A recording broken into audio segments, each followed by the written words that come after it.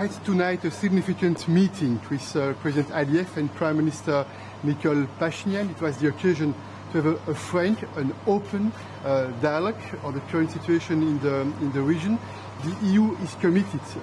We want to play a positive, a useful role for more stability, for more security, for more prosperity in this region. We also want to support the humanitarian gestures that are needed, also in order to strengthen the confidence-building measures on both sides. We are also ready to support all the positive efforts together with other actors. We have always supported the Minsk group, and we support all the efforts that are made in order to make progress for more stability, more security. Together, we have demonstrated that direct talks are useful and are needed, even on difficult topics. Of course, there are difficult questions, there are difficult topics, but the first step, the first condition, if we want to make progress, is certainly to have the occasion to listen to each other, to understand very well what are the different opinions, what are the different views, to clarify sometimes the different arguments. I sincerely hope and I'm convinced that this meeting was extremely useful, and I'm confident that it will be possible in the short term, in the mid-term, to maintain this level of direct contact between those countries. But also, I would like to reiterate the readiness and the commitment of the EU to play his role, to play his part together with other partners, because we have a clear vision, we have clear goals. We hope that it will be possible to have more stability, more prosperity, and more security in the region. And finally, we'll have tomorrow this Eastern Partnership Summit. We intend to propose a huge financial package of investment, and we hope that it could be also a leverage in order to enhance the cooperation among the countries of this region. Nothing unblocked? Any roads, any corridors, any real steps of connectivity? Were there any unblocking? You know that the last months I spoke on a very regular basis with both leaders by phone, but also I decided to travel to Yerevan and to Baku. I had one-to-one meetings with the leaders, and I understand, I know that the connectivity, the communication, this is a priority. And of course, it's important to make sure that there is a level of trust, that we clarify what are the different positions. But to be very clear, on the railways, for example, an agreement was made tonight, because this was very clear that they have a common understanding on what is needed in order to reopen those communication lines. On the highways, this is also an important topic.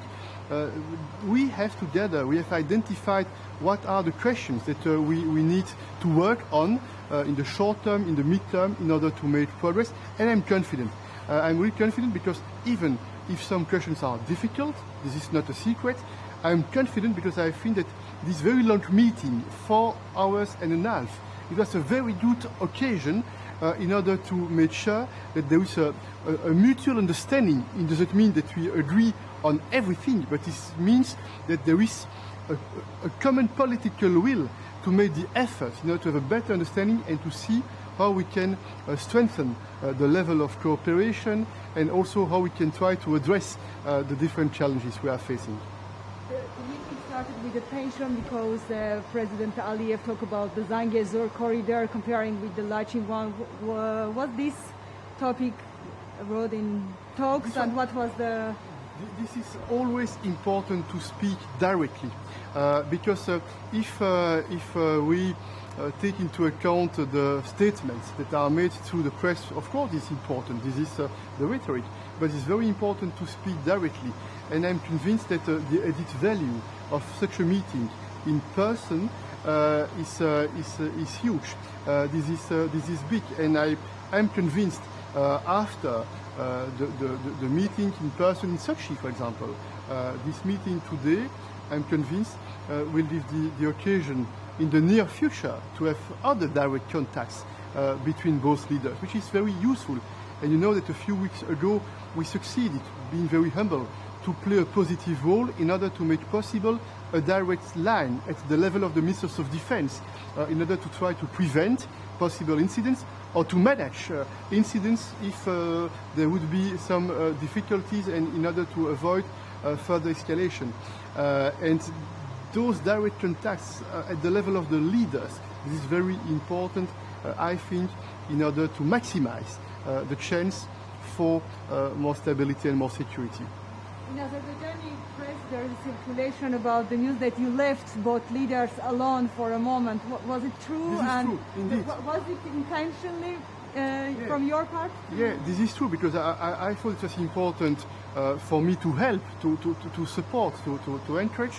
But it was also very important for them to have this occasion to speak directly. Agreement on sort of mutual customs checks, for example, because that's one of the things that was mentioned. For the question of the railways, there is an agreement on the principle of reciprocity with borders and customs control.